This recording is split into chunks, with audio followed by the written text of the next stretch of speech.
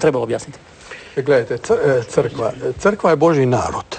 Mi uvijek, kad govorimo o crkvi, ili većina nas, ima neku crkvu apstraktno misleći, neki, ne znam što. Za mene je crkva Božji narod. I kad govorimo o siromašnoj crkvi, to je upravo ta crkva koja je siromašna.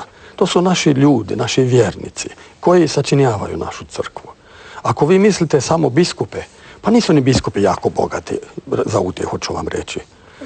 Ovo što je sada ugovorima dogovoreno, netko je tu već spomenuo da Kustić, Živko, da je to vrlo malo što država daje crkvi.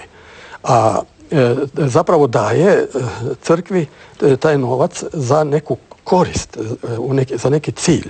To jest, ili taj novac ide za uzdržavanje klera, dakle čovjeka, i taj klerik je čovjek na kraju krajeva, i on treba neku plaću, pa makar mizernu, jer i jest mizerna.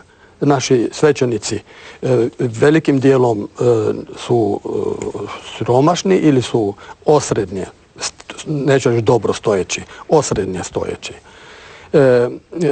Novac ide zatim za humanitarne potrebe. Crkva se jako zalaže i danas za čovjeka siromaha. Zato Caritas uvelike radi i skuplja se novac za te, osim onoga što se od države dobije.